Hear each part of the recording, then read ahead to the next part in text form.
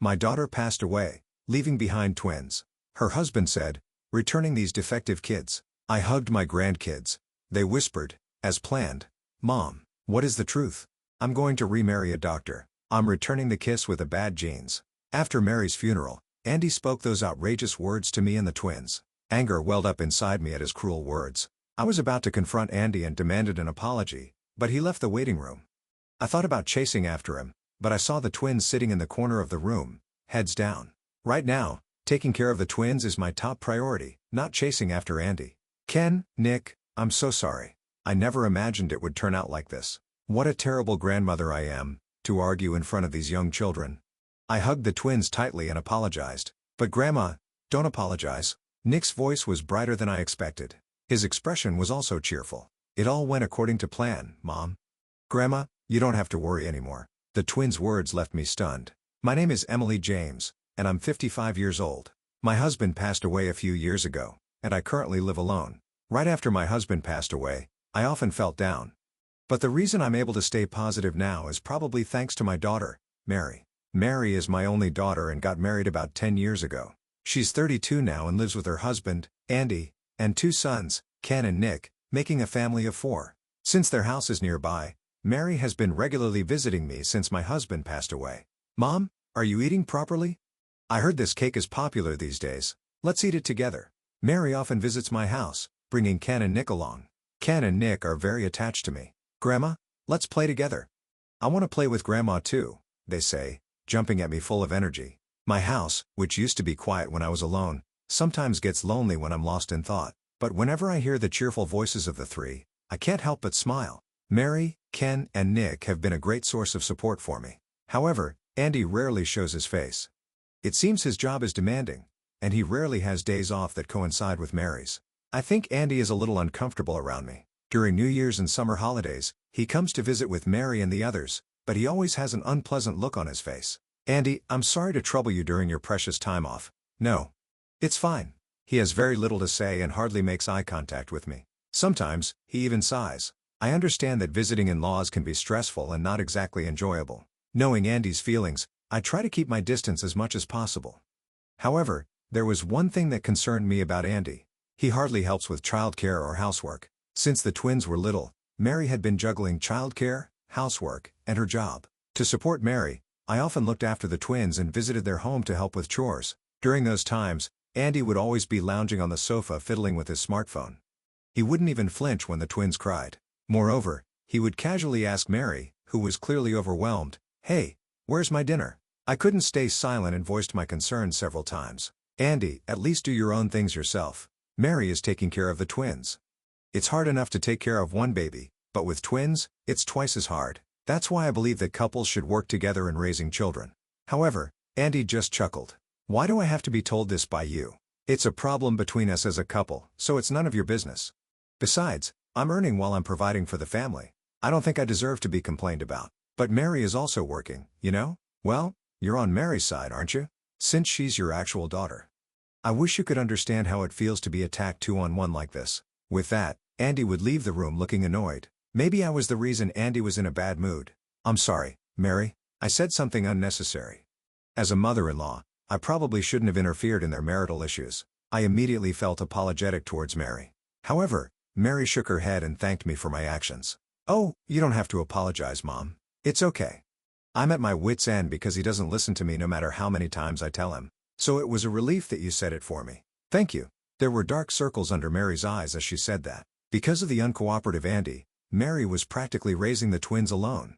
Seeing Mary struggle like that made my heart ache. So I decided to help Mary as much as possible. As a result of those days, the twins became more attached to me than to Andy. It seems Andy doesn't play with the twins even when he's off work. When they were younger, Ken and Nick used to say they wanted to play with their dad, but now that they know, Andy won't engage with them.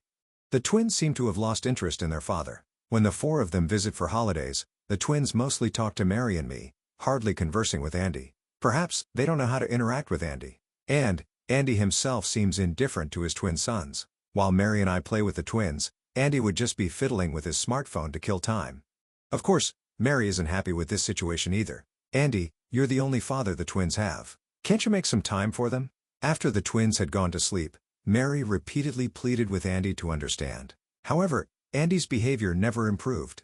I know I want to, but I'm exhausted from work. I want to relax on my days off, at least. Besides, they play with you and your mom, right? That should be enough.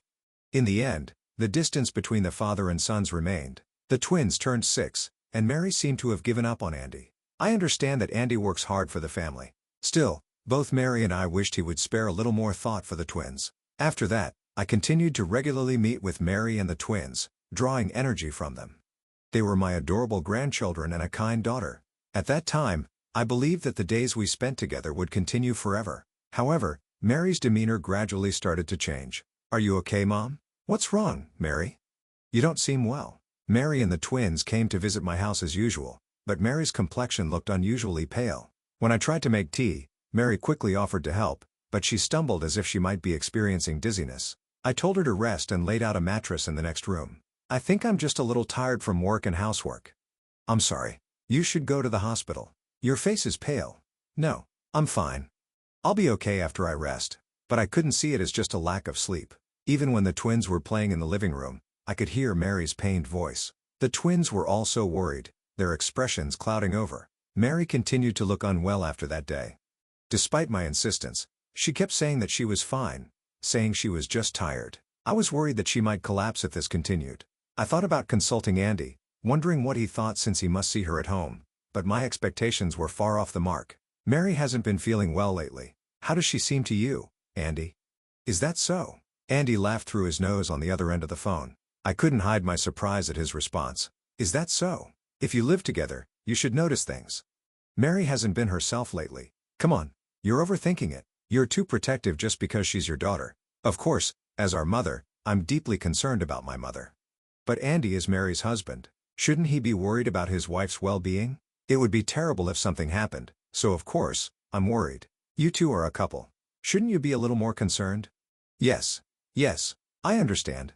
In the end, Andy abruptly cut me off and ended the call. Perhaps I'm being overprotective as I care too much for my daughter.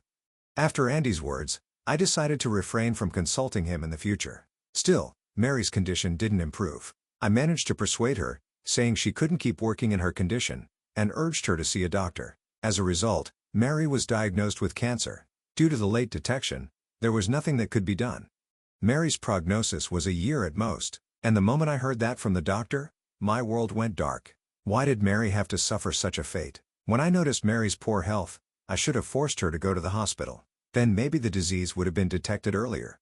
I was so overwhelmed with despair that I couldn't even cry. I just couldn't accept the reality. And he was also there when the doctor delivered the prognosis. He too listened to the doctor's words in a phase. I thought Andy was also in shock just like me. But after the doctor finished talking, Andy's expression strangely brightened. "Ah, that's a shame." His words astonished me, and I froze. Andy continued to talk, ignoring me. "Well, if that's how it is, there's nothing we can do." He even showed a smile. I was beyond surprised. I was terrified. How could Andy accept the reality so easily? How can you show your teeth when your wife's life expectancy has just been announced? I thought maybe Andy was just putting on a brave face. He might be trying to stay strong so I wouldn't be in a dark mood. I see. I couldn't find the words and could only nod slightly. Andy must be in shock internally. I need to believe that he's just forcing himself to be strong. I had to believe that or my heart would break. And so Mary's hospitalization was decided. Mary acted strong, but she understood her condition. The occasional sad look she showed was heartbreaking. "Mom, please take care of the twins." And he made an outrageous suggestion, saying that since he was busy with work, he wanted me to take care of the twins at my house. I could understand where he was coming from, as he hadn't been involved in housework or childcare before. It would be difficult for him to take care of the twins while working. But the twins are now heartbroken because their mother is hospitalized. Shouldn't they be with their father during this time? "Shouldn't the twins be with you, Andy? I'll help with the housework." Andy rejected my suggestion. "No. I'm swamped with the work. Besides, the twins seem happier with you, Mom. I'll bring their things over tomorrow." In the end, I was pushed into taking care of the twins. "Ken, Nick, I'm sorry. Let's live with Grandma for a while. Don't apologize. I'm happy to be with you, Grandma. Dad doesn't do anything for us and doesn't even listen to us." "Thank you, Grandma."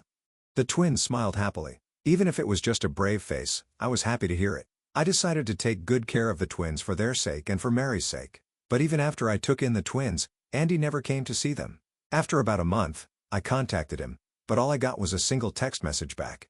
I'm busy with work, so it's not possible. His house is nearby, so even if he's busy, doesn't he want to see the twins? After that, he ignored my calls and didn't even read my messages. Ken and Nick act cheerful, but they must be pushing themselves. I felt terrible for them. This can't go on. I need Andy to be more aware of his role as a father, but he won't even talk to me. I was at a loss. I couldn't consult with Mary, who was already battling her illness. Was there anything I could do on my own? I kept thinking about it whenever I saw the twins' smiles. One day, as I headed to Mary's hospital room, she looked at me with a serious expression. "Thank you for taking care of the kids, Mom. I'm sorry for the trouble." "How did you know?" I didn't want to worry Mary, so I hadn't told her that I was taking care of the twins, but it seems she already knew. Annie tends to push troublesome things onto others, so I was worried, but it turned out just as I expected. "I'm sorry, Mary." "It's okay, Mom.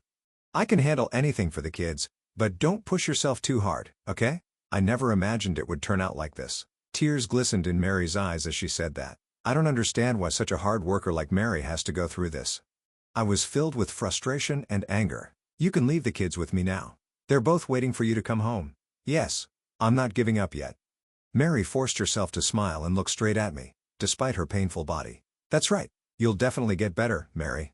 I believed in that and did my best to support her, staying by her side. The next day, I visited Mary's hospital room with the twins. The twins smiled when they saw Mary's face, and Mary, in turn, softened her gaze at the sight of them. Just then, Mary's doctor entered the hospital room. "Mary, how are you feeling?" Mary's doctor was a woman named Dr. Kim. Upon noticing the twins, Dr. Kim smiled at them. "Oh, how cute. These must be your children. They're twins. Come on, you two. Greet the doctor." Dr. Kim crouched down to meet the twins' eye level, but for some reason, the twins turned their faces away. Now, you two. That's rude to the doctor." "Sorry, doctor." "What's wrong, you two?" Normally, the twins would greet strangers with a cheerful hello, and they weren't shy. So why weren't they responding to Dr. Kim? Even when Mary and I urged them, the twins remained silent. Dr. Kim left the room looking a bit awkward. "What's wrong with you two? Why did you ignore the doctor?" Mary's tone was a bit stricter than usual, but the twins just looked down wearing a sullen expression. This was the first time something like this had happened, and neither Mary nor I could do anything but scratch our heads. I thought it best to change the subject. "By the way, Andy came by the other day, didn't he?" In fact, I had recently contacted Andy asking him to come to the hospital. However, he had refused, saying it was impossible because he was going to the hospital that day. I was relieved to hear that he was at least visiting Mary in the hospital, but Mary furrowed her brows. "No. He hasn't come even once." "Really?" Mary said that Andy had never visited her hospital room. Now why did he say he was going to the hospital? I had a question, but it wasn't something to ask Mary. I changed the subject again and had a pleasant chat before leaving the hospital with the twins. Still, I couldn't get Andy out of my mind. Why did he lie and refuse to see the twins? And where was he going? Saying he was going to the hospital. I was pretty sure that even if I asked Andy himself, he wouldn't tell me the truth. I had a bad feeling about this and felt depressed. Just then, the twins looked up at my face. "Grandma, what's wrong? Was there something sad?" "No. It's nothing. Don't worry about it." I smiled at the twins and tried to change my mood. The twins continued to stare at my face and then spoke. "You're wondering about Dad, right? Dad is going to the hospital. He's just not going to Mom's room." "What do you mean?" I could only stare back at the twins, unable to comprehend the meaning of their words. Why would Andy go all the way to the hospital but not visit Mary? Also, why do the twins know that? Can you tell me more about that? "Yes, okay." The twins smiled brightly and explained the situation. The truth left me speechless. Apparently, Andy had been visiting the hospital to see Dr. Kim, Mary's doctor. It seems the twins had gone to visit Mary after school the other day. That's when they saw Andy talking and laughing with Dr. Kim. Dad was talking with that doctor, just the two of them. Dad was smiling and the doctor was laughing too. They looked like they were having fun. The twins' expressions as they said this were grim. They must have sensed something unpleasant in the air. However, just hearing the twins' story wasn't enough to understand the situation. Perhaps he was discussing Mary's condition with the doctor, but the part about them smiling bothered me. Is it possible to smile when talking about your wife's illness? Moreover, if he came to the hospital, he should have visited Mary too. The twins' story made me even more confused. About a week later, as I was visiting Mary as usual, I spotted Andy at the hospital. I wondered if he had the day off work. He was in a good mood with a relaxed expression on his face. Recalling what the twins had told me, I decided to follow him. Then I saw Andy casually talking to Dr. Kim, paying no mind to their surroundings. I instinctively hid behind an object and watched them. There were no patients or other doctors around. Perhaps realizing this, Dr. Kim smiled softly. Lisa, I came to see you today too. I had some free time during my sales rounds. I just really wanted to see you. Thank you for coming to see me. It seemed that Lisa was Dr. Kim's first name. The two of them were talking very intimately. Lisa, let's get married after she's gone. It should be soon anyway. She's surprisingly persistent though. Oh, I also want to be with you soon, Andy. By the way, those twins are totally unfriendly. I wonder what kind of education their mother is giving them. I'm sorry about that. They're currently staying at my mother-in-law's place, and I think her upbringing is to blame. I couldn't believe my ears at their conversation. I had a bad feeling, but to think that Andy and Dr. Kim were having an affair and the way they spoke ill of me and the twins was absolutely unforgivable. My anger almost made me raise my voice. I couldn't forgive these two, openly having an affair in the workplace. However, even if I confronted them here, they would probably just deny it. I hadn't managed to record their conversation earlier. Without evidence, they could easily make excuses. Well then, I'll get back to work. Hang in there, Elisa. I clenched my fist and left the scene. I couldn't let them know that I had discovered their affair. I moved away without Andy noticing and headed to Mary's hospital room. But I was contemplating about whether I should tell Mary about this. It's unbelievable that her husband and her doctor are having an affair. Mary would be devastated if she found out. If possible, I wanted to tell her after she recovered. But Mary's condition was only getting worse with no sign of improvement in sight. What if something happened to Mary while she was still unaware of the truth? I couldn't come to a conclusion that day. A few days later, I was preparing dinner as usual, but my mind was filled with Andy's affair and I often found myself spacing out. Just then, the twins came home from school and looked at me. Grandma, what's wrong? Something happened, didn't it? Oh, no, it's nothing. I tried to act cheerful so as not to worry the twins, but their expressions remained somber. Did you see Dad with that doctor? Well, we should have gone with you. We're sorry. It seemed the twins had already figured out my worries, and they were worried about me. The twins already knew about their father's affair. There was no hiding it anymore. I'm sorry. You two are going through such a hard time. I could only apologize, stroking the twins' heads. I can only imagine how sad the twins must be right now. Andy, who betrays his adorable children, and his wife, who is fighting so hard against her illness, and Dr. Kim, who belittled Mary, who was trying her best to stay alive. I couldn't forgive those two. I couldn't just stay silent. I finally made up my mind to tell Mary about the affair. It would be better to tell her sooner rather than later, for Mary's sake. I swore to send those two who had caused so much suffering to my precious family to the depths of hell. Half a year later, despite the treatment, Mary passed away. Mary fought until the very end. She was truly a hard worker and a wonderful person. Even though I had prepared myself, I couldn't accept it immediately. I kept staring at Mary, who looked like she was just asleep. Many of Mary's colleagues and friends attended her funeral. Some gave eulogies through tears, while others sobbed uncontrollably. Everyone seemed to have adored Mary. Knowing that made me really happy. The children were tearful, but they smiled and said goodbye to Mary in the end. We love you, Mom. Thank you for everything. Some people were moved to tears by the twins' words. Although the sadness hasn't healed, I think it was a warm and wonderful funeral. But unfortunately, only Mary's husband, Andy, had a terrible attitude. During the funeral preparations, he was constantly on his phone and didn't offer to help. During the funeral, he was absent-minded and stared into the distance. When attendees spoke to him, he would give half-hearted responses, leaving them confused. Every time I heard his careless replies like, "Oh, is that so?" or, I felt a surge of discomfort.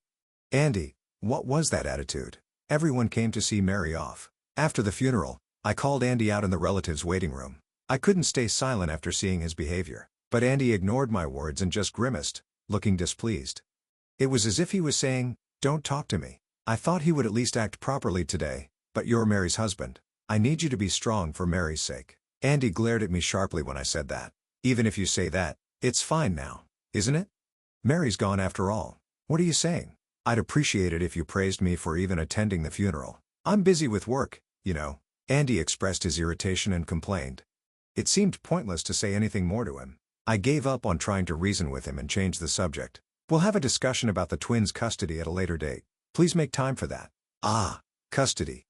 Andy glanced at the twins and declared, "You're going to live with your grandma, right? The twins are attached to you. So let's consider the custody discussion over. I'm leaving then." "Wait, you should listen to the children's opinions too. It's not right to decide things on your own without consulting them." It's true that I wanted to take custody of the twins. Andy hadn't visited them even once, and he had left all the childcare and housework to Mary. I couldn't entrust the twins to such a man, But even so, it was too much for him not to listen to their opinions at all. I thought that if the twins wished to live with Andy, I would respect their decision. After Mary, their only living parent is Andy. You're their father. Do you understand how lonely they've been until now? The twins were also present in the relatives' waiting room. I tried to keep the conversations as calm as possible in front of them, but upon hearing Andy's words, I couldn't hold back. However, Andy just gave an unfazed, almost mocking smile. Ugh, so noisy, this mother-in-law. I'm going to remarry a doctor. I'm returning the brats with the defective genes.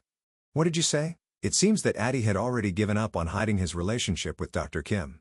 His unexpected statement left me at a loss for words. Neither of them took to me even when I tried to engage with them. I'm the one working and earning money, yet they're so ungrateful. Raise these ignorant brats with your defective genes yourself. How dare you? I took the twins to a back room and quickly contacted the lawyer. The lawyer was aware of our situation and said he would come immediately. Relieved, I decided to deal with Andy and Dr. Kim. It's a nuisance for you to come here unannounced. Shut up. If you suddenly send something like this, anyone would come to talk, right? Andy was holding the certified letter in his hand. Kim glared at me with her eyes narrowed. That's right. What's the meaning of this? Explain it properly. The two were quite agitated, making a scene in front of my house. I had to let them into the entryway because they were causing a disturbance to the neighbors. Honestly, there's not much to explain. You two are having an affair, so I'm demanding compensation. I'll make sure you pay it. What? We weren't having an affair. Besides, Mary is no longer in this world. Who are you going to pay the compensation to? Me. I'm the inheritor of the right to claim compensation. When I said that, Andy's eyes widened. He raised his voice even louder and started arguing. There's no reason for you to get any money. You're just trying to exploit Mary's death and extort money from me, aren't you? You're the lowest.